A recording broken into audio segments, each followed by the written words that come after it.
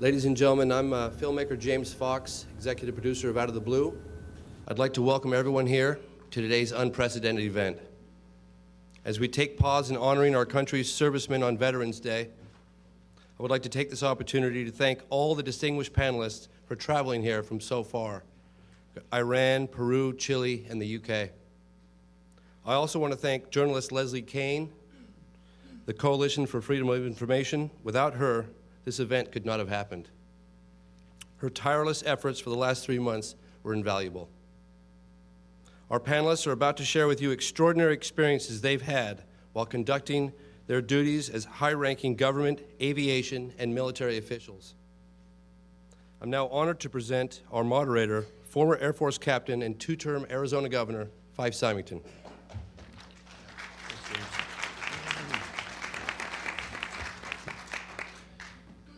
Well, I'd like to welcome you all here today, and I'd like to go over the program with you so that you understand how it will unfold. But first, I'd like to thank James Fox for his unbelievable investigative work and research over the past 12 years on this subject. He has really provided, I think, a great public service in an arena which is met with a great deal of skepticism and I just admire his courage. And I've also very much enjoyed his production Out of the Blue. I think he's done a great job with that. But most importantly today is that he and Leslie Kean are responsible for pulling together this unique panel. I don't think there's ever been a more high-level or distinguished group, authoritative group, that has dealt with this matter in one conference. And I'm very excited to be a small part of it. I would also like to thank Leslie Kean. Again, I'd like to reiterate the fact that, as you know, she's an investigative journalist and director of the Coalition for Freedom of Information, and she has done a fabulous job in this arena and also absorbed a lot of the slings and arrows that are out there in the public arena regarding this subject. But she's done it with great fortitude and in, I think, very good taste. I will make my formal remarks after all the other gentlemen at the table here to my left and right have made their statements. But I would like to just quickly discuss the media format. Each of us is going to make a statement. We'll come up to the podium, give a 2 to 3 minute statement, and then sit down. We're going to roll through that part of the program so that everybody here can hear all of their testimony. After that, I'll stand back up here at the podium, and we will open this up for Q&A for credentialed members of the press. If members of the press, when you stand up and ask a question, if you would state your name and your affiliation, that would be very much appreciated. In my role as the moderator, I guess I also reserve the right to curtail a dialogue that may go on too long or something for the sake of time. We want to make sure we get to everybody and that all serious questions are answered. I would also like to note that there's a document here in front of you, if you're in the audience, to your left, which has been signed by all of us, which is a request for the United States government to reopen, in effect, the investigation into the UFO phenomena, which was terminated back in, I believe, 1969 Project Blue Book. And it's a very interesting document, and you should read it. Without further ado, we'll charge ahead with our first speaker, and we're on our way. Thank you.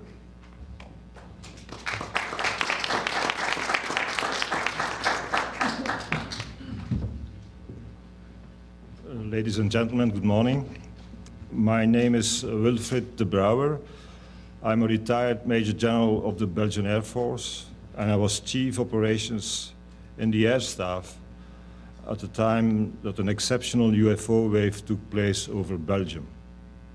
Indeed, during the evening of 29 November 1989, in a small area in eastern Belgium, approximately 140 UFO sightings were reported. Hundreds of people saw a majestic triangular craft with a span of approximately 120 feet, powerful beaming spotlights moving very slowly without making any significant noise, but in several cases accelerating to very high speeds. the following days and months, many more sightings would follow. The UFO wave would last more than a year, during which a Belgian UFO organization conducted more than 650 investigations and recorded more than 400 hours of audio witness reports. On one occasion, a photograph revealed the triangular shape and 4 light beams of the object. I have the photograph here if you want to see more details later on, but at the left, at your left, you see the original photograph. At the right, you can see an overexposed photograph which reveals the shape of the craft. Belgium had no official focal point for reporting UFO sightings. Nevertheless, in my function of Chief Operations, I was confronted with numerous questions about the origin and nature of these craft. In first instance, and in consultation with other NATO partners, I could confirm that no flights of stealth aircraft or any other experimental aircraft took place in the airspace of Belgium. In addition, the civil aviation authorities confirmed that no flight plans had been introduced. This implied that the reported objects or craft committed an infraction against the existing aviation rules. The Belgian Air Force tried to identify the alleged intruders and on 3 occasions launched F-16 aircraft. On one occasion, 2 F-16 registered rapid changes in speed and altitude which were well outside of the performance envelope of existing aircraft. Nevertheless, the pilots could not establish visual context, and the investigation revealed that specific weather conditions may have caused electromagnetic interferences and false radar returns. The technical evidence was insufficient to conclude that abnormal air activities took place during that evening. In short, the Belgian UFO wave was exceptional, and the Air Force could not identify the nature, origin, and intentions of the reported phenomena. Thank you very much.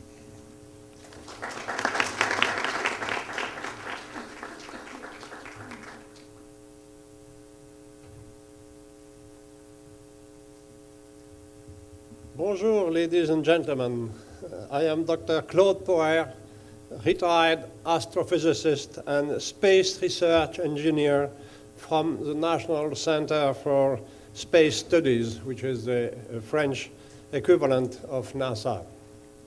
I was the founder of the group for the study of unidentified aerospace phenomena, which was an official agency devoted to the scientific study of UFO observation reports, and which remains active today, 30 years after, under the name of JPAM.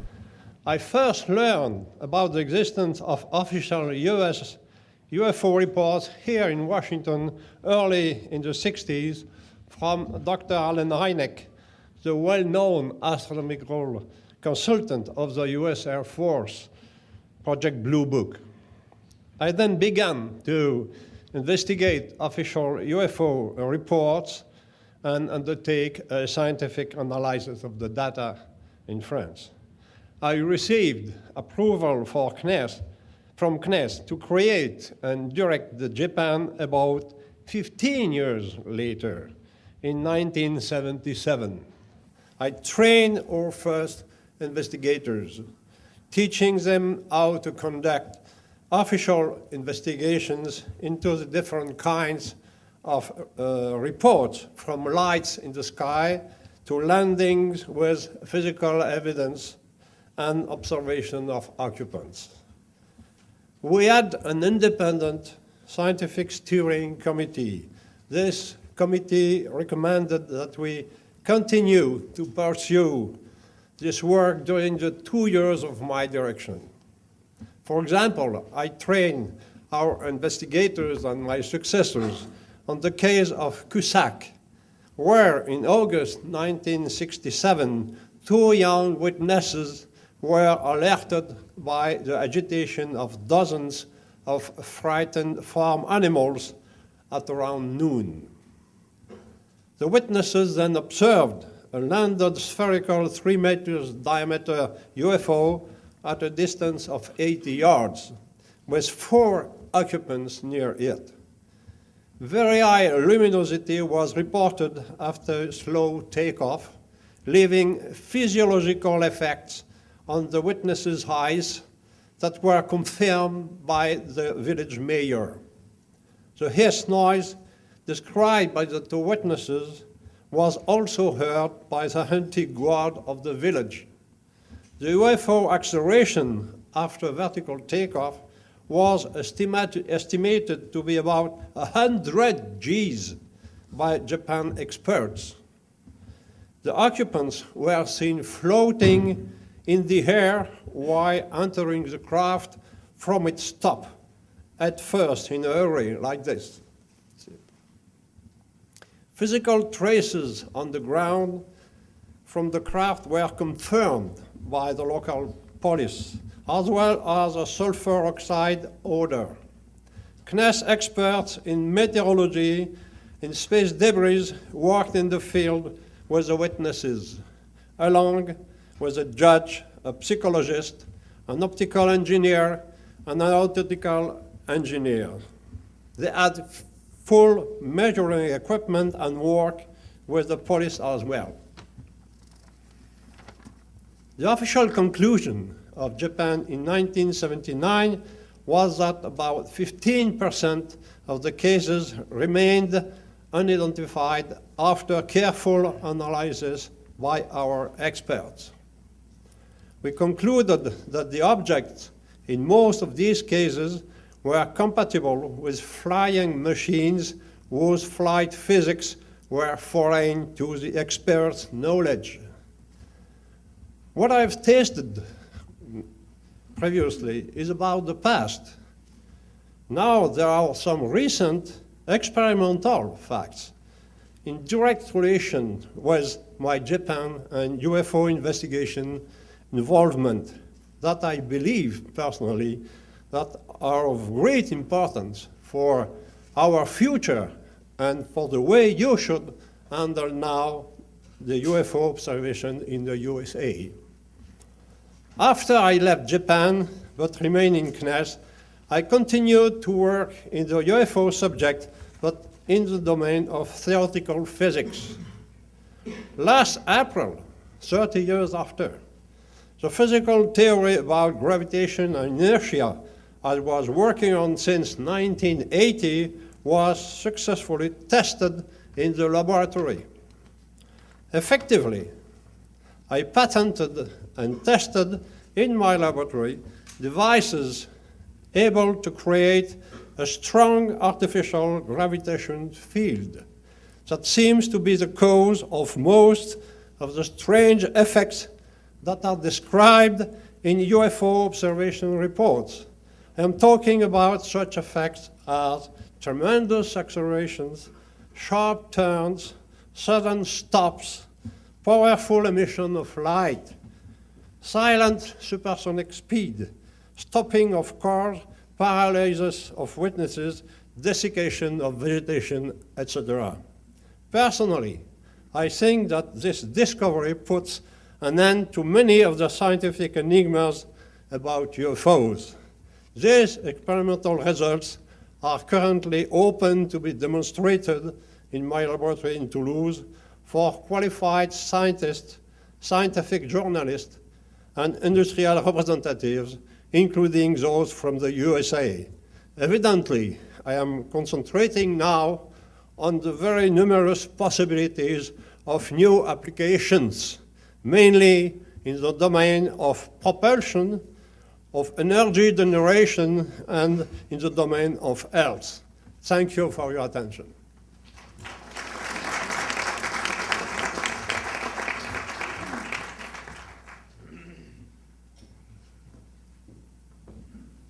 Ladies and gentlemen, good morning. My name is Jean-Charles Duboc. I am a retired Air France captain. During Air France flight 3532 from Nice to London on 28 January 1994, I observed with my crew a UFO in broad daylight near Paris. We had few passengers on board, and none of them had reported that observation to the crew. The time was 1 p.m., and the visibility was excellent, with some altocumulus clouds. That object had been identified initially by a steward who was in the cockpit and by the co-pilot as a weather balloon. But when I identified it, it looked quite different. In fact, this UFO was in evolution, and it looked like this, with a bank angle of 45 degrees. It seemed to be a huge flying disc. It stabilized and stopped moving. We observed it over 1 minute on the left of our plane, surprisingly totally stationary in the sky, and it disappeared progressively. This large object was below us at the altitude of 35,000 feet. We were at 39,000 feet, at a distance of about 25 nautical miles. The color was red-brown with blurred outlines. The apparent diameter of this object could be compared to the diameter of the moon or the sun. That means that it was about 1,000 feet wide. We had no idea of the structure of the UFO that seemed to be embedded in a kind of magnetic or gravitational field with no lights or visual metallic structure, which gave it a really fuzzy appearance. The most incredible aspect is that it became transparent and disappeared in about 10 to 20 seconds. My co-pilot, chief steward, and I quickly realized that what we were seeing didn't resemble anything known to us, and we reported our sighting to RANS traffic control. Simultaneously, the radar of the Operational Center of the Air Defense, the CODA, registered a 1-minute spot crossing the track of our plane. When I recorded the estimated position of the UFO on an aeronautical map, I was surprised to realize that its position was near the base of Taverny, which hosts the headquarters of the French Strategic Air Command. This sighting has been studied by the French Military Comité Group under the direction of General Donizetti and with the participation of several high-ranking officers of the French defense, as well as by GEPAN under the French National Space Center, CNES. The investigations determined this could not have been a weather balloon and estimated the approximate length of the UFO to have been 800 feet. This sighting remains unexplained. Thank you.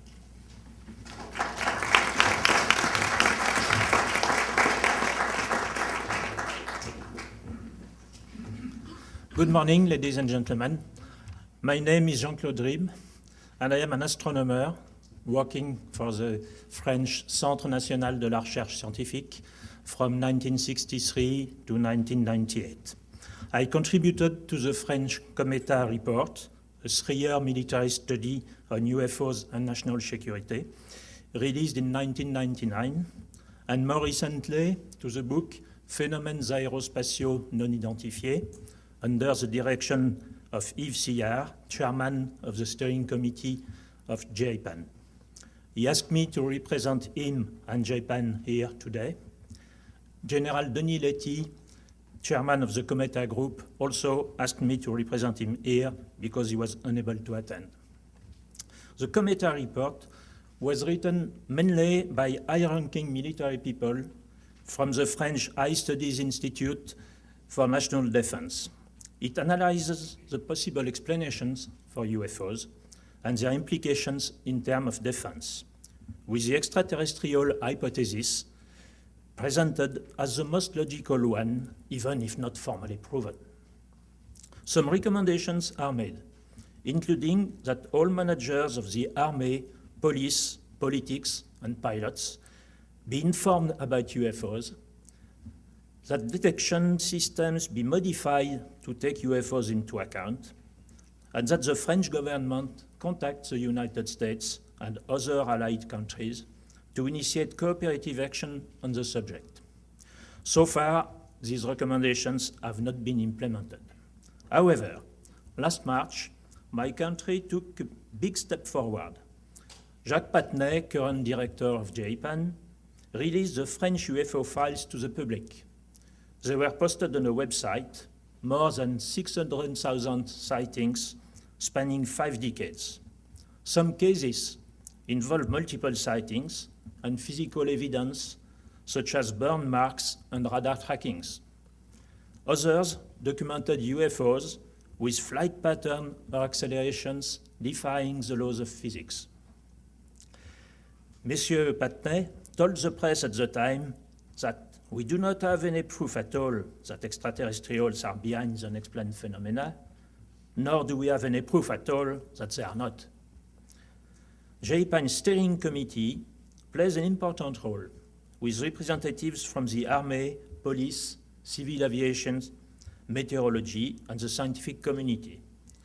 This committee ensures the best conditions for gathering reports by instructing the agencies involved in investigations and protecting any witnesses who request anonymity for fear of ridicule.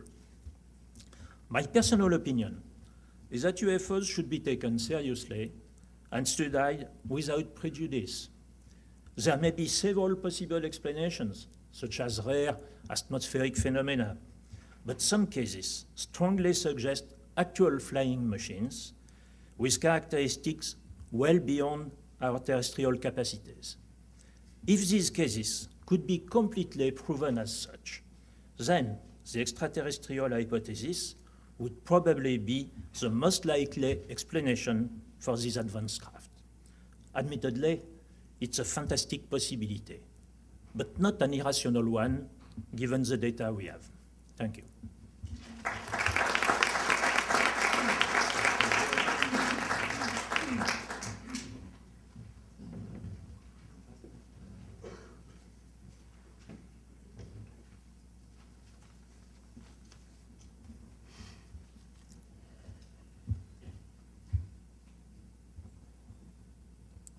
Good morning, ladies and gentlemen. My name is Parviz Jafari, and I'm a retired general of Iranian Air Force. At about 11 p.m. on the evening of 18 September 1976, citizens were frightened by circling of an unknown object over Tehran, the capital city of Iran, at a low altitude.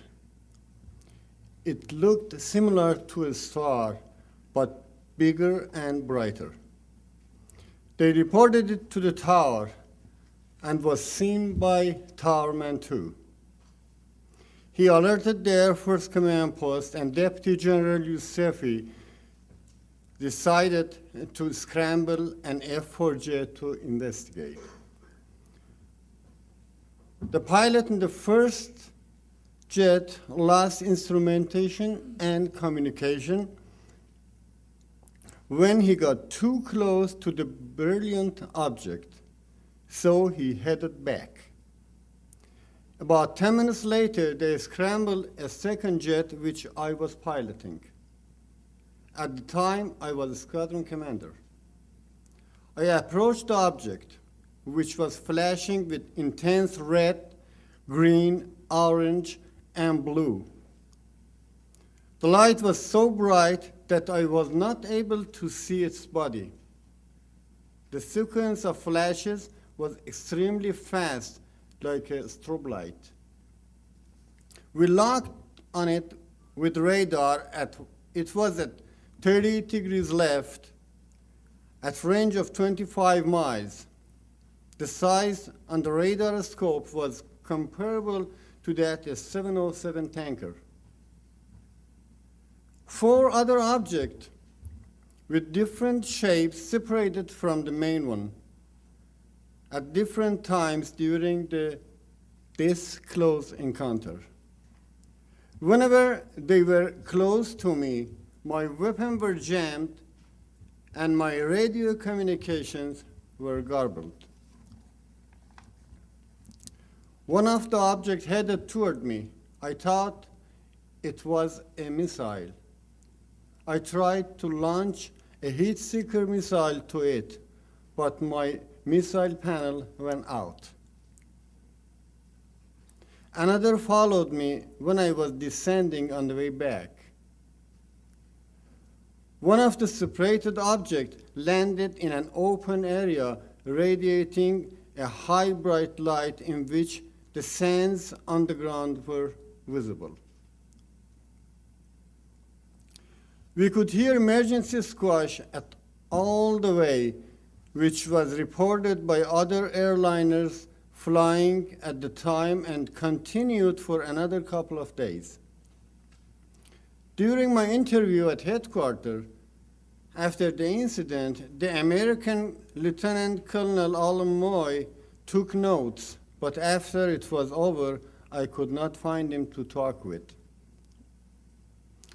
Later, once classified document was released here in America through the Freedom of Information Act, the Defense Intelligence Agency documented the event in a great detail, and it was sent to NSA, the White House, and the CIA. The DIA assessment said this case is a classic that meets all necessary conditions for a legitimate study of the UFO phenomena.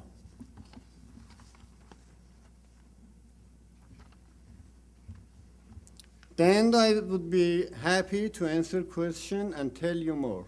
Thank you.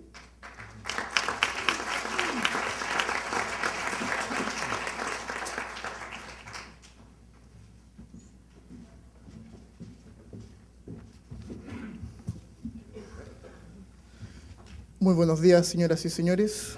Good morning, ladies and gentlemen. Soy el capitán de Ejército de Chile, Rodrigo Bravo. Soy oficial del Ejército y piloto militar. I am Rodrigo Bravo, captain and pilot of the Chilean Army. Desde los inicios de la historia de Chile, existen vestigios, reportes y antecedentes de la observación de fenómenos sin identificación en los cielos de todo el territorio. Since the beginning of Chilean history, there has been reports of unidentified phenomena, sometimes called UFOs, observed in our skies. Con el correr de los años, la implementación de nuevas tecnologías se ha logrado determinar explicaciones para algunas de estas observaciones, quedando siempre una porción de reportes sin una respuesta dentro de la ciencia y de la lógica conocida. Over the years, we have increased our capacity to explain many of the sightings, but some continue to remain without scientific or logical explanation. Es por tal motivo que en octubre del año 1997, la Dirección General de Aeronáutica Civil de Chile, dependiente de la Fuerza Aérea de Chile, crea el Comité de Estudios de Fenómenos Aéreos Anómalos, CEFAA. Esta agencia tiene y maneja los reportes aéreos de fenómenos aéreos no identificados en cooperación con especialistas en aeronáutica. For that reason, in October 1997, the Department of Civil Aeronautics, the Chilean equivalent of the American FAA, set up the Committee for the Study of Anomalous Aerial Phenomena, known as the CEFA. This agency handles the best reports of unidentified aerial phenomena in cooperation with aeronautic specialists. Desde el año 2000, y siguiendo esta estructura aeronáutica, la Brigada de Aviación del Ejército de Chile dispone que realice mi tesis acerca de los fenómenos aéreos no identificados como oficial alumno de la especialidad de piloto militar. debido a que esta unidad tenía en sus registros varios informes de incidentes de vuelo con fenómenos aéreos que no correspondían a tráficos normales. In 2000, the aviation branch of the Army of Chile assigned me to research anomalous aerial phenomena, which they knew were real and their effect on aerospace security. I then graduated to become a military pilot and learned that the aviation army had in its files many reports of UFO incidents from military pilots. La conexión entre la aviación del ejército y el CFA ayudó a realizar un avance muy importante en el estudio de los fenómenos aéreos anómalos, entregando hasta el día de hoy un total de 9 informes oficiales. Esto ha ayudado a crear una conciencia en las tripulaciones de vuelo, las cuales hoy en día mantienen una postura abierta con informar situaciones anormales relacionadas con ovnis, cooperando con la seguridad aérea. A link was then established between our Army office and the CEFA. As a result, 9 official cases have been documented. This has helped to create awareness among the flight crews about UFOs, and they now cooperate with flight security to report any abnormal situation. El caso más importante de la aviación civil, donde un objeto volador no identificado afecta la seguridad de una operación aérea, ocurre en el año 1988, cuando el piloto de un Boeing 737, en aproximación final al aeropuerto El Tepual de la ciudad de Puerto Montt, se ve forzado a realizar un viraje a la izquierda, evitando colisionar con un objeto que se dirigía en dirección contraria y en ángulo de colisión, cuyas características lo describieron como una luz brillante que cambiaba de colores entre rojo y verde, no apareciendo en el radar, pero sí siendo observado por el personal de la torre de control y del radar del aeropuerto. One of our most important civil aviation cases occurred in 1988, showing that unidentified flying objects can be a danger for air operations. A Boeing 737 pilot, on a final approach to the runway at the Tepual Airport in Puerto Montt City, suddenly encountered a large white light surrounded by green and red. The light was moving in the opposite direction of the airplane, coming straight at it. The pilot had to make a steep turn to the left in order to avoid a collision. The phenomenon was observed by the control tower and radar personnel. En el año 2000, un avión Citation 2, perteneciente a la aviación del Ejército de Chile, volando al sur de Santiago, observa un objeto alargado, con forma de puro de color gris brillante, el cual, en un movimiento anormal, se desplaza quedando al costado derecho del avión, volando paralelo a una corta distancia por 2 minutos. In 2000, the crew of a Chilean plane from the aviation branch of the Army, flying south of Santiago, observed a long cigar-shaped object, a brilliant gray. It flew parallel to the right side of the aircraft for 2 minutes and then disappeared at very high speed. This object was detected by the radar of the control center of Santiago, which notified the crew minutes before the incident.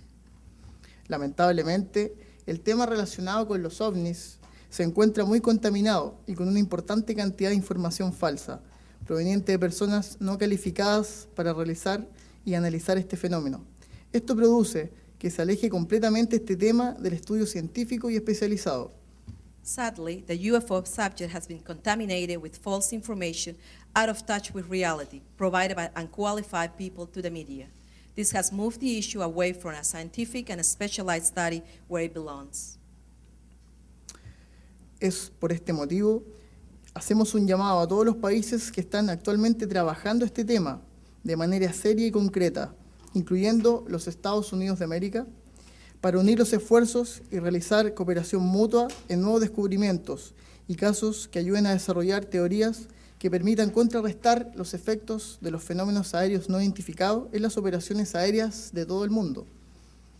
In light of that problem, we now make the call to all the countries that are presently working on this issue in a serious and factual way to unite their efforts. We would like this to include the United States of America. This cooperative effort will help all of us counteract the potentially unsafe effects of the UFOs on air operations around the world. Para tal efecto, sabemos que permanentemente se registran observaciones, las cuales provienen de personas relacionadas con el mundo aeronáutico, entre los cuales están los pilotos, controladores, personas de operaciones y apoyo terrestre de todos los aeropuertos, que claramente tienen un conocimiento técnico que permite determinar si un fenómeno corresponde o no a los tráficos que operan regularmente. New cases are being documented by pilots, traffic controllers, operations staff at the world's airports, and by many others with the proper training to determine if a flying object is something unusual. El verdadero origen de los ovnis o fenómenos aéreos no identificados es aún desconocido, pero sí es real que afectan ocasionalmente las operaciones aéreas en todo el planeta. The true origin of the UFOs is unknown, yet they do affect aviation all around the planet, and this must be addressed. Thank you very much.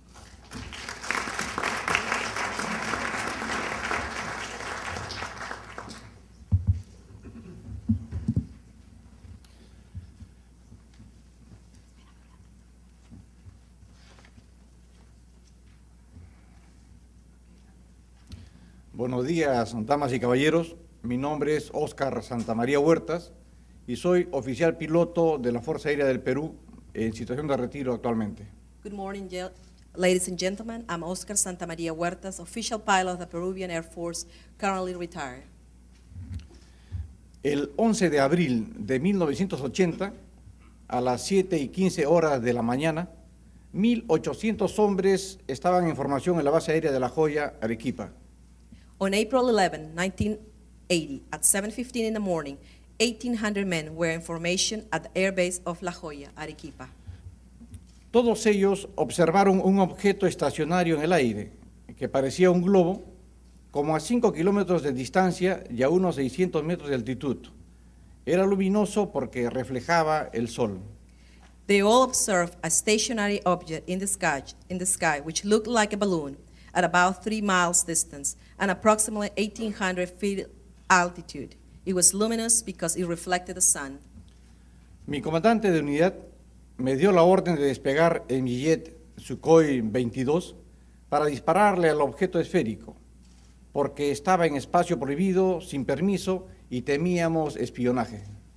My unit commander ordered me to take off in my Sukhoi 22 jet to shoot down the spherical object. It was in restricted airspace without clearance, and we were concerned about espionage. Yo me acerqué al objeto y le disparé 64 obuses de 30 milímetros. Algunos obuses fueron contra el terreno y otros le pegaron de lleno al objeto, pero sin ningún efecto. Los obuses no rebotaron, probablemente fueron absorbidos. La pared de fuego en forma de cono que yo mandé normalmente hubiera destruido cualquier objeto en su camino. I approached the object and strapped 64 30-millimeter shells at it. Some projectiles went towards the ground and others hit the object fully, but they had no effect at all. The projectiles didn't bounce off, probably they were absorbed. The cone-shaped wall of fire that I sent out will normally obliterate anything in its path. El objeto entonces empezó a subir y a alejarse de la base. Y cuando yo estaba a unos 11.000 metros, de repente se detuvo, forzándome a salir del lado porque ya me encontraba a solo 500 metros de él. Entonces hice un ascenso para atacarlo desde arriba, pero justo cuando ya lo había centrado en la mira y estaba listo a disparar, el objeto hizo un ascenso vertical evadiendo mi ataque. The object then began to ascend and move farther away from the base. When I was about 30,000 feet, it made a sudden stop, forcing me to veer to the side since I was only 1,500 feet away. I flew up higher to attack it from above, but just as I had locked on the target and was ready to shoot, the object made a straight vertical climb, evading the attack. 2 veces más tuve al objeto en la mira, cuando éste se encontraba estacionario, y cada vez se alejó al último momento antes de mi disparo, siempre evadiendo mi ataque. 2 more times I had the object on target, when the object was stationary. Each time it moved away at the very last minute, when I was about to fire, always eluding my attack. Entonces, decidí hacer un ascenso a toda velocidad para ponerme muy por encima del objeto, pero este empezó a subir también y casi en paralelo con mi avión. Cuando sobrepasé los 19.000 metros, el objeto se detuvo. I decided to climb at full thrust to get above the object, but it began to ascend almost parallel to my plane, and when I reached 63,000 feet, it stopped. Fue entonces que me acerqué a 100 metros del objeto. Tenía unos 10 metros de diámetro, estaba como esmaltado con una cúpula de color crema sobre una base metálica ancha y circular. No tenía motores, ni escapes, ni ventanas, ni alas o antenas. Carecía de todos los implementos típicos de un avión y sin ningún sistema visible de propulsión. At this point, I came to within about 300 feet of the UFO. It was about 30 feet in diameter. It was enamel, cream-colored dome with a wide circular metallic base. It had no engines, no exhaust, no windows, no wings or antenna. It lacked all the typical aircraft components with no visible propulsion system. Fue en ese momento que me di cuenta que esto no era un objeto para espiar, sino que era un ovni, algo completamente desconocido. Ya casi no tenía combustible, o sea que ya no podía ni atacar ni maniobrar mi avión, tampoco escaparme a alta velocidad y sentí temor, quizás este era mi fin. It was at that moment that I realized was not a spying device, but that it was a UFO, something totally unknown. I was almost out of fuel, so I couldn't attack or maneuver my plane or make a high-speed escape. I was afraid. I thought I might be finished. Entonces logré calmarme y avisé por radio que otro avión viniera para echar un vistazo. Me dijeron que no, que estaba demasiado alto, que simplemente me regresara. Tuve que planear parte de mi descenso por falta de combustible, haciendo zigzag y siempre viendo por mis espejos retrovisores, con la esperanza de que el objeto no me persiguiera. No pasó nada.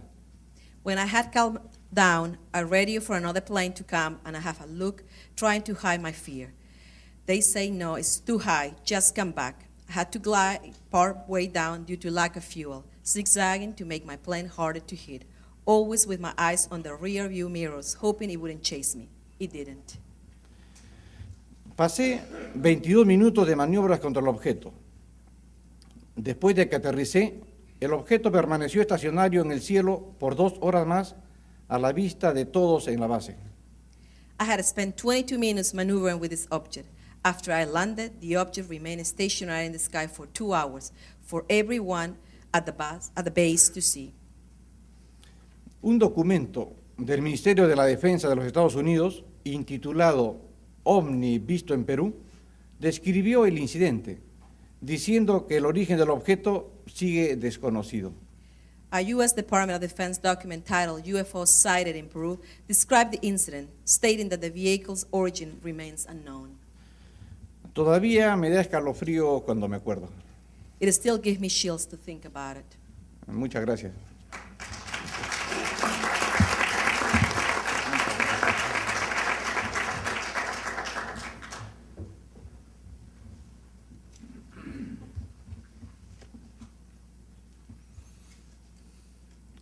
Damas y caballeros, soy el doctor Anthony Choi, miembro fundador de la Oficina de Investigación de Fenómenos Aéreos Anómalos, o IFA, de la Fuerza Aérea del Perú, y un investigador para esta oficina. Esta agencia fue establecida por la Fuerza Aérea Peruana en diciembre del 2001. Good morning, ladies and gentlemen. I am Dr. Anthony Choi, founding member of the Office of Investigation of Anomalous Area Phenomena, or IFA, and an investigator for this office. This agency was established by the Peruvian Air Force in December 2001. Soy autor del proyecto 33, primer estudio integral sobre este tema en el Perú. He viajado por todo el país durante 9 años, hablando con testigos, obteniendo información audiovisual como fotografías y videos y recolectando información sobre este tema.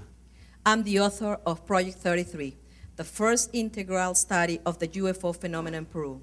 I traveled all over my country for about 9 years, speaking with witnesses, obtaining audiovisual information such as photographs and videos, and collecting data for this study. El 13 de octubre del año 2001, en la ciudad de Chulucanas, al norte del Perú, ante cientos de personas, 8 inmensas esferas de luz de intenso color rojo anaranjado fueron grabadas en video. Nosotros fuimos los primeros en obtener estas imágenes y las entregamos a la Fuerza Aérea. Estos objetos permanecieron más de 5 horas flotando y moviéndose aparentemente de manera inteligente y en completo silencio hasta desaparecer. On October 13, 2001, in the northern city of Chulucanas, and before hundreds of people, 8 spheres of light of an intense red-orange color were recorded on video. We were the first ones to obtain this video, and we gave it to the Air Force. These objects were suspended in the air for over 5 hours. moving in an apparently intelligent manner and in absolute silence until they disappear. Días después, el 25 de octubre, fue grabado un objeto luminoso en forma de lágrima de aproximadamente 25 metros de diámetro sobre la campiña cercana a la ciudad. A los pocos minutos son registrados el aparente aterrizaje de dos esferas de luz de en medio de los árboles circundantes. A few days later, on October 25th, the luminous tear-shaped object of some approximate 80 feet was recorded over the countryside near the city. Within a few minutes, the apparent landing of light spheres in the wood was also recorded. En febrero del 2003, la OIFA, organismo de la Fuerza Aérea Peruana, me ordenó investigar estos avistamientos. In February 2002, the Air Force OIFA ordered me to investigate these sightings. Asumiendo la responsabilidad de las pesquisas del llamado Incidente Chulucanas, es que en febrero del 2003 el coronel FAP, José Rafa Moloche, director de Intereses Aeroespaciales de la Fuerza Aérea, reconoció ante los medios de comunicación que el incidente Chulucanas era la primera investigación ovni oficial en el Perú. Taking responsibility for the so-called Chulucanas incident in February 2003, Peruvian Air Force Colonel José Rafa Moloches, Director of Aerial and Space Concerns, made an open statement to the media acknowledging that the Chulucanas incident was the first official UFO investigation in Peru. La conclusión preliminar fue que los avistamientos, siendo físicamente reales, no tenían explicación. El caso sigue abierto y la investigación la sigo de manera independiente. The preliminary conclusion was that the sightings, although being physically real, had no explanation. The case remained open and the investigation continues independently done by me. El clímax llegó cuando el 6 de agosto del año 2004, junto con un equipo de la cadena de televisión norteamericana Univision, grabamos durante 55 largos minutos un lejano objeto de origen y naturaleza desconocida que se movía en el cielo a gran velocidad, de arriba a abajo, de izquierda a derecha. The climax occurred on August 6 of 2004 when, in collaboration with the American television channel of Univision, we were able to record for 55 minutes a distant object of unknown nature and origin, moving at great velocity in the sky, going up and down and right and left. Creo que la Fuerza Aérea del Perú ha hecho lo correcto al abrir una oficina de investigación. La evidencia que nosotros tenemos sobre casos e incidentes que realmente han sucedido en nuestro país demuestra que el fenómeno ovni sigue siendo uno de los grandes desafíos para nuestro actual conocimiento científico y tecnológico. I believe the Air Force in Peru has done the right thing by opening an office to conduct these investigations. The evidence we have from actual UFO cases and incidents that have taken place in our country show that the UFO phenomenon remains one of the greatest challenges to our current knowledge of science and technology. Thank you very much.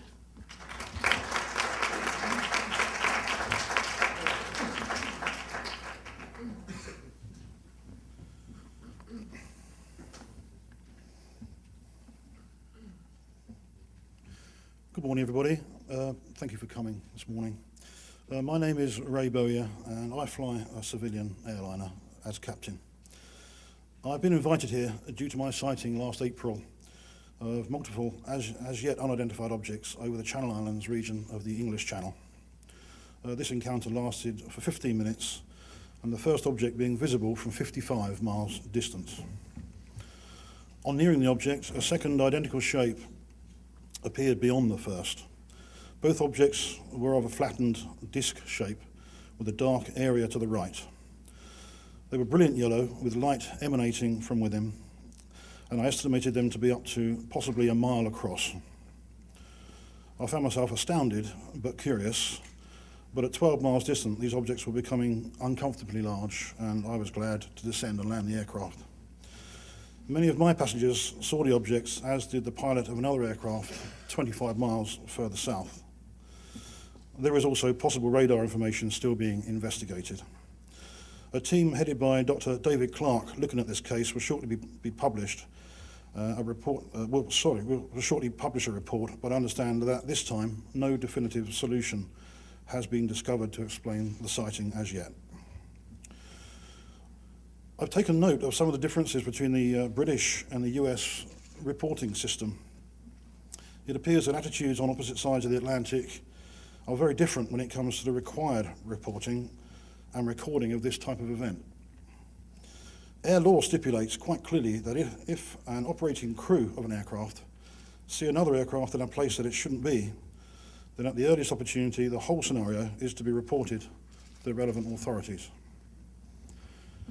In my case, the British Civil Aviation Authority knew within 20 minutes of the sighting what was seen as described in the flight log and faxed directly to the relevant CAA office. The military were informed by Jersey Air Traffic Control at the same time. This is not an option. This is an obligation that crews react in this manner. In my experience, having reported the incident as required has had no negative effect, and there was no problem with me talking about this on British television. Indeed, my company, Aurigny Air Services, have offered every support to date. The assistance of Jersey Air Traffic Control in releasing recorded information to myself and the investigating team has been of great benefit. I did not feel that I was in any danger of being ridiculed because all I did was report what actually happened, as was my duty as operating aircrew. I heard about the multiple witness sightings at Chicago O'Hare Airport about a year ago now on November the 7th, 2006. I was surprised to hear how it was handled. Despite many pilots and airport personnel witnessing the object hovering over the terminal, there was no investigation at all by the FAA. It appears that pressure may have been applied to crew members by their company not to discuss this incident. I would have been shocked if I was told that the CAA in UK would obstruct an investigation, or if the CAA told me that what I had seen was something entirely different. But it seems that pilots in America are used to this sort of thing here. I would urge all fellow aircrew to report whatever they see as soon as possible and to stand up and be counted. It's only when crucial and critical witnesses such as aircrew make reports that the authorities will be kick-started into a broader investigation of this phenomena. Thank you very much.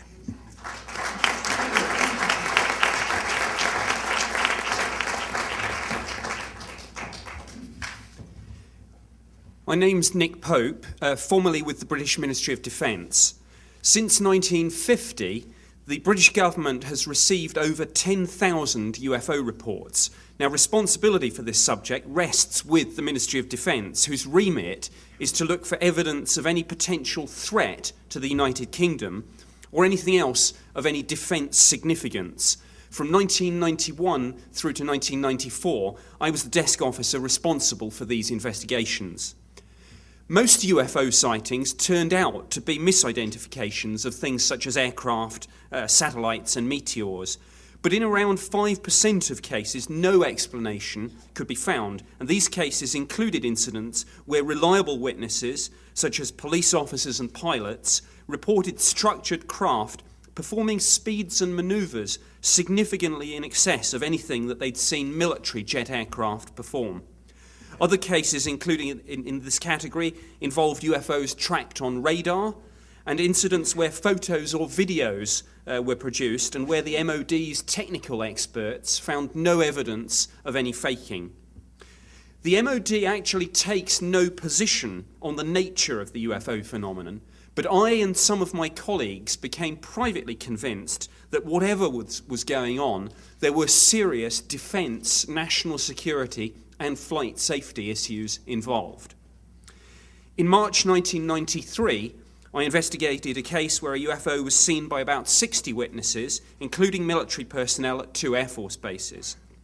Witnesses included a patrol of Air Force police and a meteorological officer with 8 years' experience. Now, this latter witness described a triangular-shaped craft moving in an erratic way. It was midway in size between a C-130 transport aircraft and a Boeing 747. He said it was emitting a low-frequency humming sound, and he said it moved slowly at first before accelerating away to the horizon many times faster than a military jet. My head of division's brief to the Assistant Chief of the Air Staff concluded, quote, "In summary, there would seem to be some evidence on this occasion that an unidentified object or objects of unknown origin was operating over the UK," unquote. The case file, published on the MOD's website, also mentions related inquiries from the US authorities, asking if the UK had a black program that might explain some UFO sightings involving large triangular-shaped craft. Now that's interesting, given the US government's public position that UFOs are no longer investigated. Britain's best-known UFO sighting occurred in 1980 and involved United States Air Force personnel from 2 military bases in the UK. There were multiple witnesses, and an object was seen to land in a place called Rendlesham Forest. A Geiger counter was used to take radiation readings at the landing site, and the assessment undertaken by the MOD's Defence Intelligence staff stated that the levels recorded seemed, quote, significantly higher than the average background, unquote. We're fortunate to have 2 of the witnesses to these events here today, and I'd like to hand over to one of them now so he can give you some specifics. Thank you.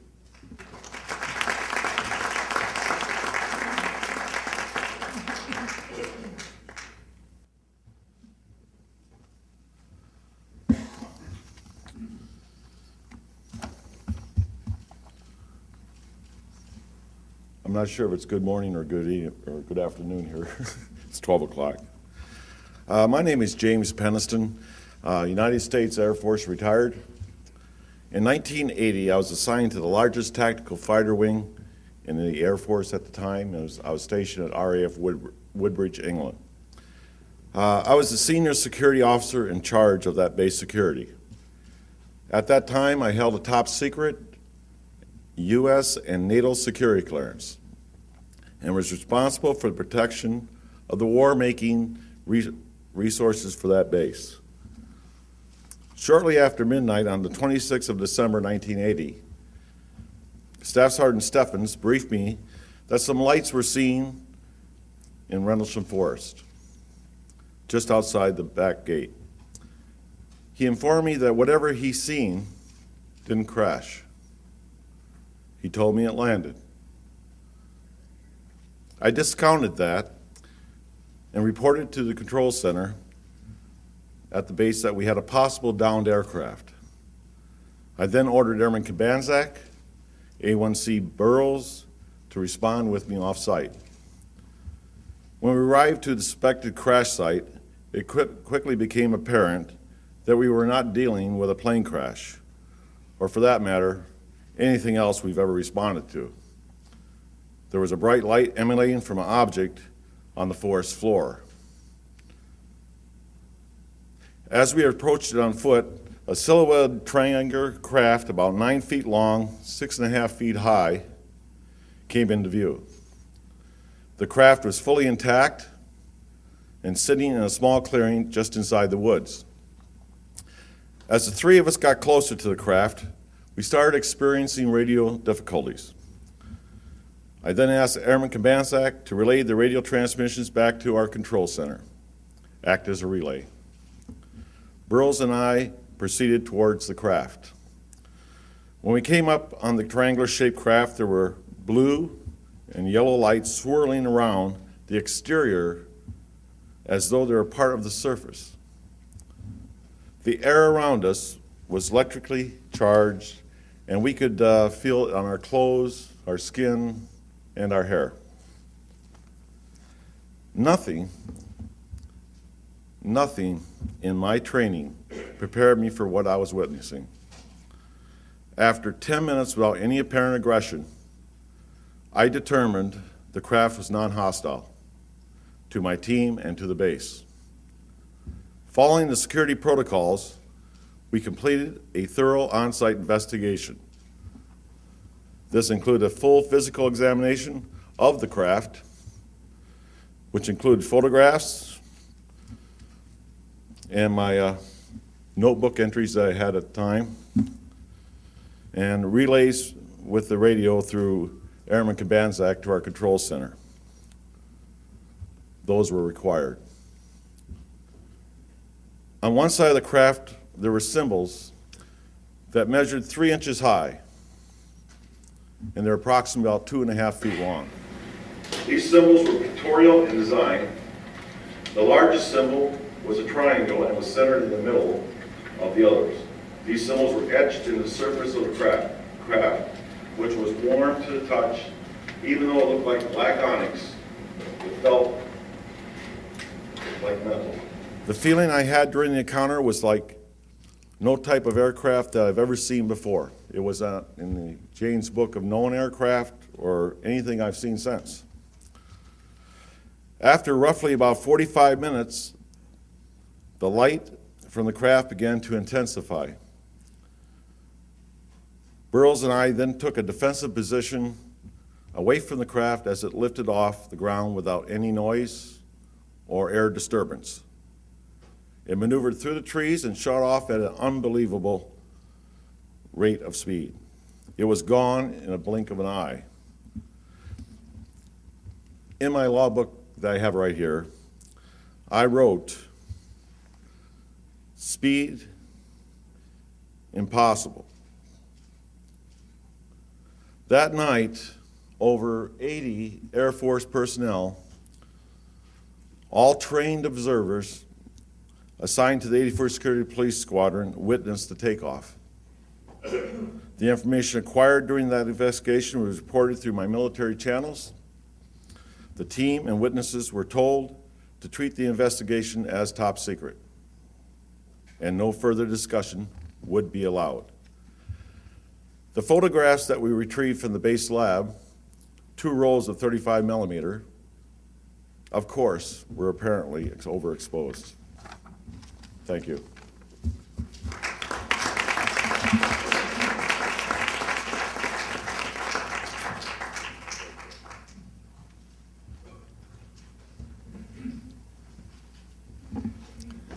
Good morning, ladies and gentlemen. My name is Charles I. Halt. In 1991, I retired from the U.S. Air Force as a colonel. I was base commander at two large military installations, and at my time of my retirement was Director of Inspections Directorate for the DoD Inspector General. In that capacity, I had inspection oversight of all military services and defense agencies. In 1980, I was the Deputy Base Commander, RAF Bentwaters, the largest twin base complex in East Anglia. At the time, this was the largest tactical fighter wing in the Air Force. In late December 1980, I was called upon to investigate a very strange event, an event that was distracting our security police from their primary duties.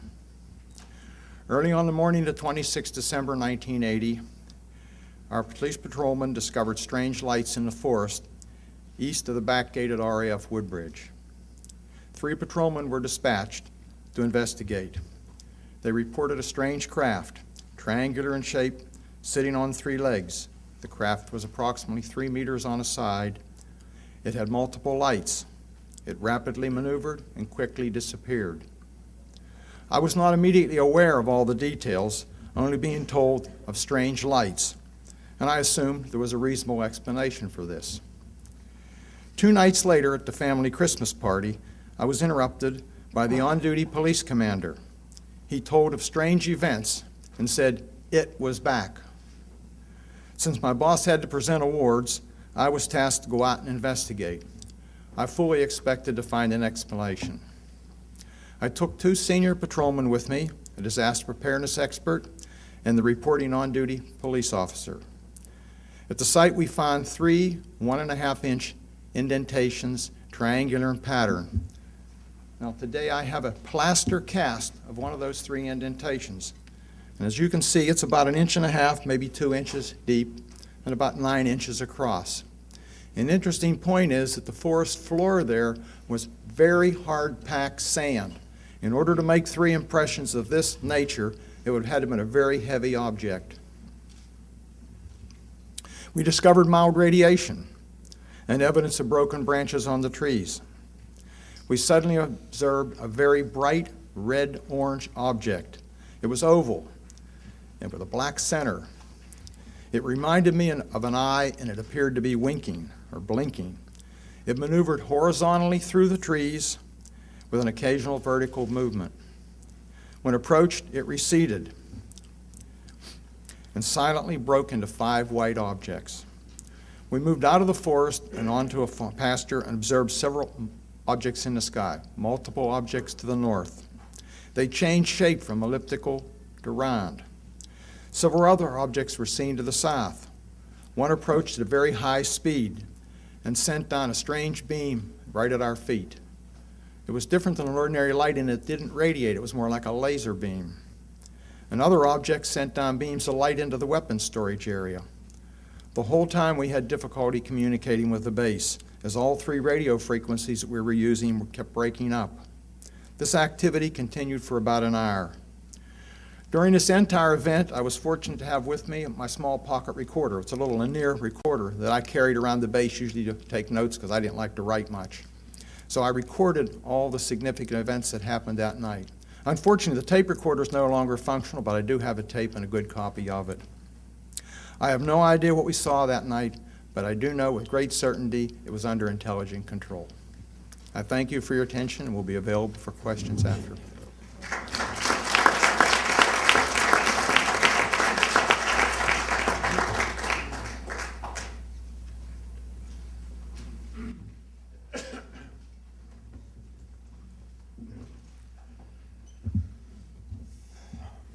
What I'm about to tell you is about an event that never happened. I used to tell the people before when we get done it's one of these things that says, who are you going to believe? Your lying eyes or the government? I'm John Callahan. I was the division chief of the Accidents, Evaluations, and Investigation Division of the FAA in Washington for 6 years during the 1980s. In early January 1987, I received a call from the Air Traffic Quality Control Branch in the FAA's Alaskan region office. They were requesting guidance and what to tell the media who were overflowing their office. The media was requesting information about the UFO that chased this Japanese 747 across the Alaskan skies for some 31 minutes at flight level 310, 31,000 and 35,000 feet. Somehow the word got out. What UFOs? When did this take place? Why wasn't Washington headquarters informed? Hey, the guy says, who believes in UFOs? I just need to know what to tell the media to get them out of here. The answer was simple. Tell them it's under investigation. And then I said, wrap it all up. I want the disc, I want the tapes, I want everything you have over there, and I want it at the FAA's Tech Center tomorrow morning. That means he has to put it on the midnight flight, the red line, and it's a pain to get all that done. Japanese airline flight 1628 was a cargo jet with a pilot, co-pilot, and one crew member. They were just north of Anchorage. It was about 11 p.m., but that's the time is not really correct. It was closer to 5. When the pilot first reported the UFO, he described it as a huge ball with lights running around it. He said it was about 4 times bigger than the 747 he was riding. And remember, the 747 has an elevator. And he's looking out the window and he sees something that's 4 times the size of his aircraft. He said he saw it with his eyes, his lying eyes, he saw it. The co-pilot with him saw it, and the other crew member all saw it visually. Over the course of the next 31 minutes, the UFO jumped miles in a few seconds. The radar sweep at that antenna was like 10 seconds. So at one time he says it's over here at 12 o'clock and 8 miles, and when the antenna goes by, we see a target there. 10 seconds later, it is now behind him, 6, 7 miles behind him. So it's going from 8 miles out here to 6 or 7 miles back here, really in like 5 or 6 seconds, okay?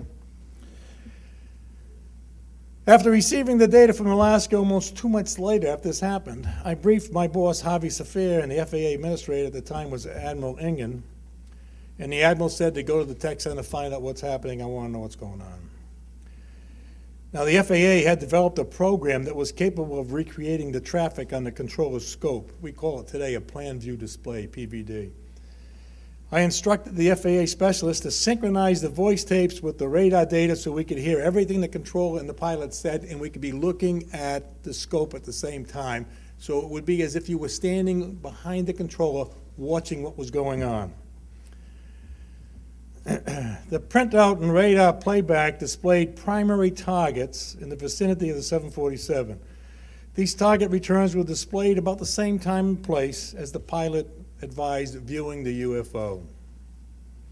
And if we had the capability of showing you this, you would see it also. Of course, the CIA said you can't see it because it's not there. Now, both the radar and manual controller observed the primary target. The military controllers also viewed the primary target on their radar, and they identified it as a double primary, a very large primary. The pilot and crew viewed the target on their radar, and they were also able to see the huge UFO out there with their own eyes. Now, if this craft had been a Learjet or a military aircraft in today's air traffic operations, when the pilot looks out the window and sees somebody shooting across his nose or flying along with him, the first thing he does is call air traffic and say, "Hey, do you have traffic at my altitude?" And the controller would panic, looks at the scope and says, "No, we don't have any traffic at your altitude." Well, it's an unknown. The air traffic controller then says, "We will track that guy until he lands, and we'll have flight standards meet him down there. We're going to write him up, we'll pull his ticket, we'll do whatever we have to do." But the pilot basically said, "It's a UFO." Well, who believes in UFOs? And this is the kind of attitude that the air traffic had at the time. So when I went back to headquarters, I gave Admiral England a quick briefing and showed him the video. He set up a briefing with the President Reagan scientific staff, and he told me my function was to hand this operation off to those people. And those people ended up being the CIA, the President's group, a bunch of grunts that came to the meeting. The Admiral says, "I want you to hand it off because the FAA does not control UFOs, and we want it out of our district." Now, I brought a copy of the videotape I made. I had bought a camera for Christmas just before this happened, and I took a videotape of it. When I got home, I showed it to my wife and my neighbors, and I made a copy of it. When I went to the briefing, we put on this video for the people there 2 or 3 times. So it takes, a half hour, so we'll talk about an hour and a half or so. They asked a bunch of questions, very intelligent questions. They wanted to know the speed of the antenna. They wanted to know the frequency of the antenna. They wanted to know the beam width of the antenna. They wanted to know the algorithm for the height-finding equipment. And the people I brought up in the room were all headquarters technical engineers, hardware and software people, and they gave those answers like they were a high school math coach. A squared, B squared, C squared. They spit that stuff right out. It was really amazing to watch these guys work. When they got done, the CIA said to all the people there, "This event never happened. We were never here. And you're all sworn to secrecy. We are confiscating all this data." And they did. They took everything that was in the room. In those days, when you printed out something from the computer, it printed out boxes and boxes and boxes of these printouts. You remember these from the days when we used to see it on TV? Boxes and boxes of this stuff. This is titled "UFO Incident at Anchorage on 11/18/86." And it tells you what data is in here. So we could take a chart and we could reproduce everything that the controller's seen on a piece of paper. Well, they took all that data. A few days later, they brought in, or a few weeks later, I guess it was, they brought in the FAA's report of the event that never happened. I had them put it on a little table in my room in a corner, and I said, "Well, leave it there, and when the CIA wants the rest of the data, I'm sure they're going to come and get it." Not too long after that, they brought the voice tapes for the same incident, and we put that on top of that package, waiting for the CIA to come and get it. Now, when I was at the tech center, I had the software engineers and the hardware engineers put together a chart that would show every target along the route of flight. And what they did is they commented on it. This is when we first saw the UFO. This is when the pilot saw the UFO. This is when the military guy saw the UFO, all the way down here. And there's 2 of these. It's ripped off here a little bit because it ended up in my barn for a couple of years, and I didn't know it was in the box. and the mice were eating it. When I get done with this briefing, now we're talking to the engineers that build the air traffic control system, hardware and software. When they got done hanging this up on the wall, I said, tell me what those dots are. What is it? The hardware engineers got up and said, this problem over here, that's a software problem.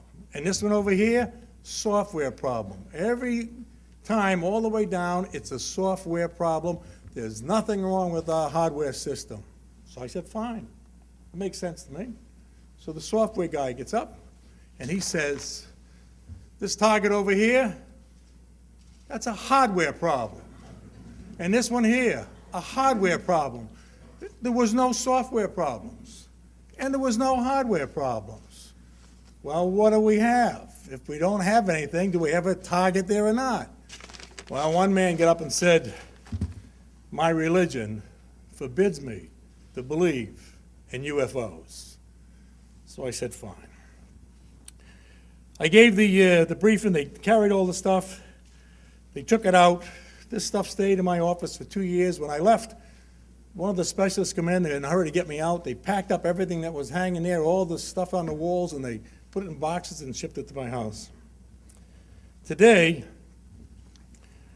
I like to say that most people working as FAA controllers, they're not really familiar with how the FAA system works.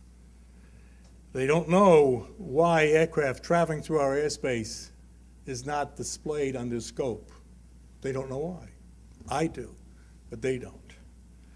The system today in the organization of the FAA is not configured to identify and track these type of performances. That's the end of my speech. Who are you going to believe?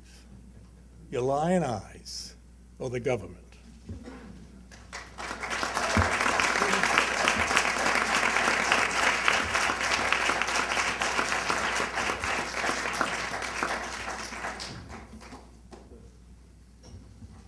Thank you, Inspector Callahan. You beat Clint Eastwood hands down.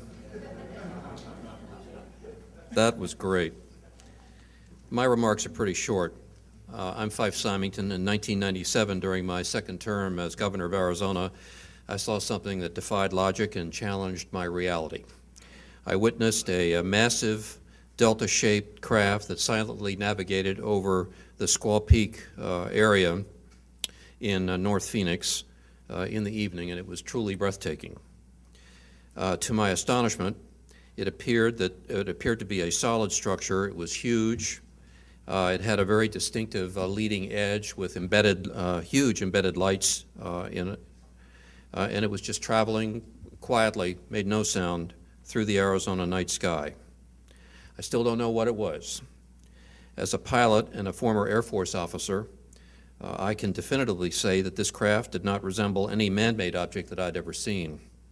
And it was certainly not high-altitude flares as put out by the Air Force at Luke Air Force Base, because I've never seen flares fly in formation. The incident was witnessed by hundreds, if not thousands, of people in Maricopa County and in southern Arizona, and my office was besieged with phone calls from very concerned citizens. The growing hysteria intensified when the story broke nationally, and so I decided to lighten the mood of the state, and I called a press conference where I dressed up my chief of staff in a Martian outfit. It was meant to be a spoof, a good-natured spoof. That worked. We managed to lessen the sense of panic at the time, but I also upset quite a few of my constituents. Well, I'd like now to set the record straight. I never meant to ridicule anyone. My office did make inquiries as to the origin of the craft, but to this day they remain unanswered. Eventually, the Air National Guard claimed responsibility, stating that their pilots had been dropping flares. They also, another individual from Tucson said that A-10s had been flying in formation over Maricopa County, but those of us in the Air Force, and those of you who know about A-10s, they're called the Warthog, it's a tank-killing aircraft, know that it's the noisiest machine in the sky, and there's no way that a flight of A-10s could come over Maricopa County and be quiet. That just doesn't work. So we get these explanations that fly in the face of facts, explanations like weather balloons, swamp gas, military flares, and hardware and software problems. I was never happy with this silly explanation. There might very well have been military flares in the sky that evening, but that sure wasn't what I and what hundreds of my fellow citizens saw. Well, I now know that I'm not alone in witnessing something extraordinary. That's the bottom line. There are many high-ranking military, aviation, and government officials, many of whom are here today, who share my concerns.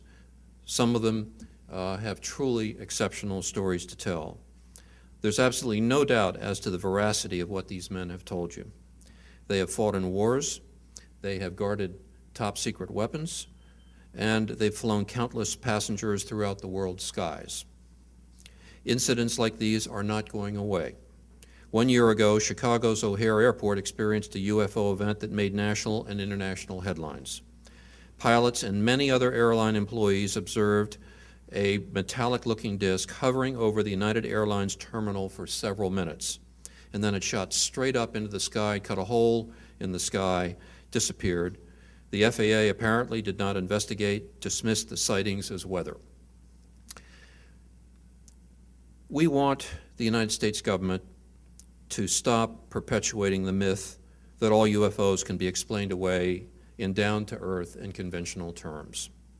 Instead, our country needs to reopen its official investigation that it shut down in 1969. The United States government can no longer shun an international dialogue about this phenomenon, and we invite the government to work in cooperation with countries as represented on both sides of me here today. When it comes to events of this nature, dealing with the great unknown, we deserve, I believe, more openness and a serious pursuit of the facts by our government. Thank you very much.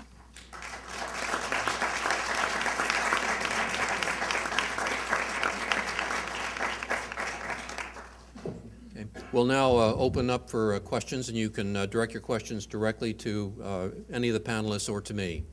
Yes. My name is Daphne Benoit. I work for the Agence France Presse.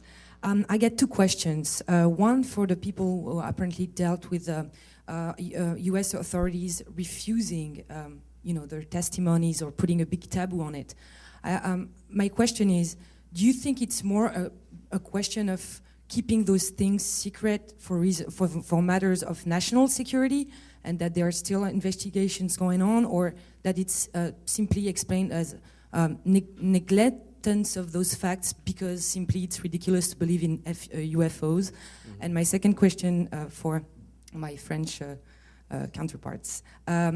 What do you think is the reaction of the DGAC, which is the equivalent of our French FAA? Do you feel like they have an ear for that kind of observation by pilots and military? Thank you very much. Well, I'll throw the first response to Inspector Callahan about why the government might be so reluctant to part with this information. Well, when I asked the CIA what he thought it was, he said, oh, it's a UFO. And these guys are all excited over all this data they have. The first time they had radar data for more than a minute or so. They can't wait to get their hands on it. My next thing was, well, let's send a Twix out to the American public and tell them we were visited by someone from another planet. Oh, no, he says. We can't do that.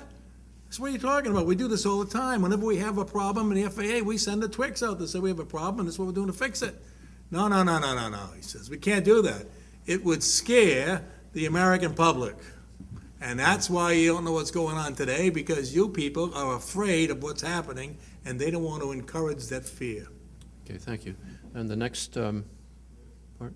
Okay, so I have to emphasize that I have had a very good contact with the French defense about the study of the case, but it has been totally ignored by Air France, the staff, and by the DGAC. There is a quite different approach, because difference of national security. It's not normal that a craft appears in our airspace over Paris at 10,000 meters. It's absolutely forbidden with no flight plan.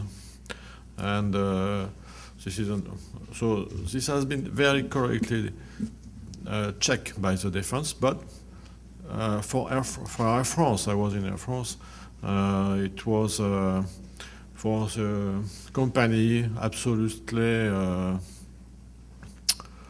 not possible to communicate on that subject, because pilots have to be serious people. That's all. And DGAC is the same thing. DGAC is the French FA. Thank you. Yes. Bill Burns from the History Channel and from UFO Magazine in the United States. Just a quick question. When you were giving your press conference back in Phoenix, were there any external pressures on you to diffuse the situation in the way you did, or did anyone instruct you not to comment on the truth of what was happening in Phoenix? Well, the only external pressure, and it was significant, was the fact that there was just this massive public reaction to the lights over Phoenix. I mean, we've just being inundated by the press, and our switchboard lighting up, and people coming into my office saying this thing is just reaching heights of hysteria and concern. I'd never seen that before. I mean, I'd been in office for quite a while, and I'd never seen kind of that reaction. And so three of us sort of sat down at the end and decided to try to lighten the mood a little bit. And my chief of staff, Jay Heiler, at the time when he was presented with the costume, said he would not put it on, and he said it wasn't part of his job description. And I told him that I had just changed his job description and that he had to put it on. Then he said, well, then I resigned my position as your chief of staff. And I said, well, I'm not going to accept your resignation. Go put it on. And he did. He's never forgiven me for that. Yes. Next question. Teresa Bouza, I am a foreign correspondent with EFE, which is a news agency from Spain. You're asking today for the US to reopen its official investigation that was shut down in 1969. Can you please remind me why was that investigation closed, and how would that change things if they reopened it? If any of you remember, there were congressional hearings back in 1966, and as a result of those hearings, the Air Force was kind of forced to do an external investigation where they had 11 panelists from the University of Colorado. It's called the Condon Report. And the Condon Report conclusions were written by Edward Condon, and the summary of the report, which was written by him, were totally inconsistent with the data of the report. But based on the summary from Condon, they, which said there was nothing to it, but if you sift through the 12,000 or how many pages there were in the report, you'll find that obviously some of the cases were explained, or easily explained, some were not easily explained, and some were not explained at all. So based on the summary of the report, they closed Project Blue Book in 1969. So that was one of the excuses they used for doing that. So Condon Report, but the summary, not the actual data. What we really should be doing is what the English do. We should inculcate it into law that these things have to be investigated as a matter of law. There needs to be an official entity in the government where, just like if there's an airplane disaster, the National Transportation Safety Board sends investigators out, does the job, and issues finally, ultimately, a very definitive report about what happened. And it would certainly, I think, take a lot of the angst out of this issue if the government would just do that. And there really is no reason why they shouldn't. Where did that? Yes. Sorry, you're behind the bright lights there. I was wondering, have there been any sightings on the African continent? There's a pretty amazing case, actually, that happened in 1994 in Rua, Zimbabwe. And it was witnessed by 64, I believe, school children, ages between 8 and 12 years old. And lots of multiple witnesses, and they claim to have seen a landed craft. Yo creo que una de las características de este evento que lo hace diferente es que precisamente hace que ver que el fenómeno es global. One of the characteristics of this event, it make open up to that this is a worldly phenomenon. Los medios de comunicación hacen creer que solamente ocurre este fenómeno más en ciertos países y no en el resto del mundo. The media make believe that this only happened in certain countries, but not in the rest of the world. Así como en África, en mi país ocurren muchos fenómenos, sin embargo, estos no son conocidos. Just like in Africa, this happens also in my country, in Peru, where these cases are not known. That's it, thank you. Okay. Yes. Gary? Right straight back there. My name is Gary Tuckman with CNN, and this question is for the governor and Mr. Callahan. I'm really interested in the motivations of the cover-up. And you addressed that, Mr. Callahan, is that the government is fearful, that the government doesn't want to scare us. But this really is a government that doesn't mind scaring us. We still have orange alerts and red alerts, and they scare us all the time. It keeps people in work. Mm-hmm. So I'm wondering why you think, and you just state that that's the reason and that's it. Is that really the motivation for a government that doesn't mind scaring us? Inspector? I like calling you Inspector Callahan. I'm getting a big... That's fine. I've been called a lot worse. You remember the air traffic controller strike where Reagan fired 11,000 controllers? And he brought in military people that just got out of the service, and some even got out early so they can come and help. And we had a few people left over that stayed in. Not all bad controllers walked out, and not all good controllers stayed in. Okay, so we had a bad system that we didn't know what to do with. And we're trying to train these guys overnight for something that normally takes 3 or 5 years, and we're doing this accelerated thing that was very scary. Part of the problem during that period of time was we had to make sure that the American public didn't lose confidence in air traffic and stop traveling from one place to the other. Part of my job during then was spin control.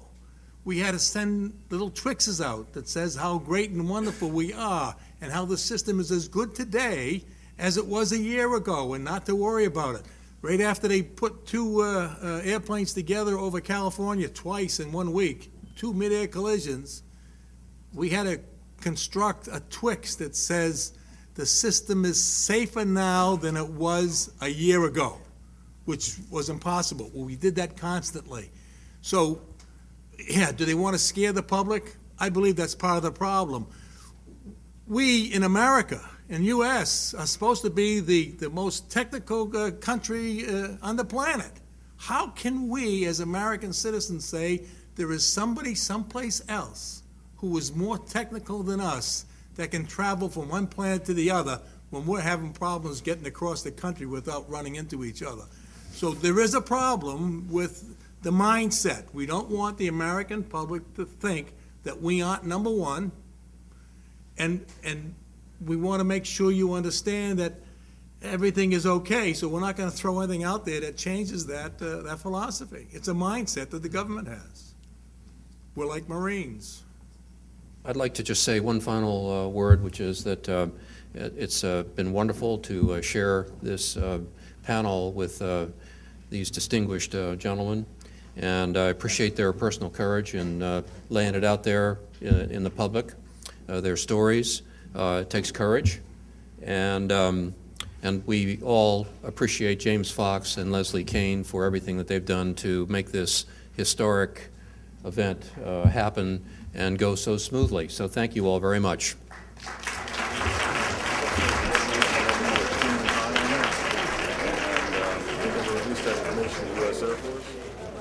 But if I had to do it again, I probably wouldn't have got that close. Okay? I probably wouldn't have touched it. I probably would have stayed a little distance away. That sort of concerns me, by the way. And do you believe definitely it have to be a UFO? You said it just started to blink again, the lights on. I don't believe in UFOs. It's a craft of unknown origin. I don't know what. Here it is, this is where we are, and this is what we're trying to do. I think the public now is old enough and wise enough that they can handle the truth. Remember back 40, 50 years ago at that Halloween, I forgot that movie directed it.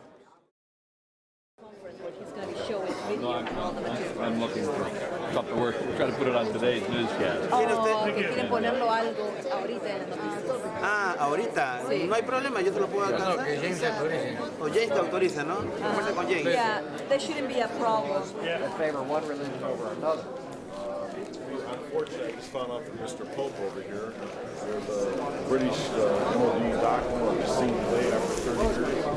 Here it is, this is where we are, and this is what we're trying to do. I think the public now is old enough and wise enough that they can handle the truth. Remember back 40, 50 years ago at that Halloween, I forget that movie director that did that Martians are landing on the radio and it scared the population. Orson Welles, yeah. Yeah, also, remember all those people that got hurt and whatnot? Well, that's the same thing they're afraid of. If they come out today and say that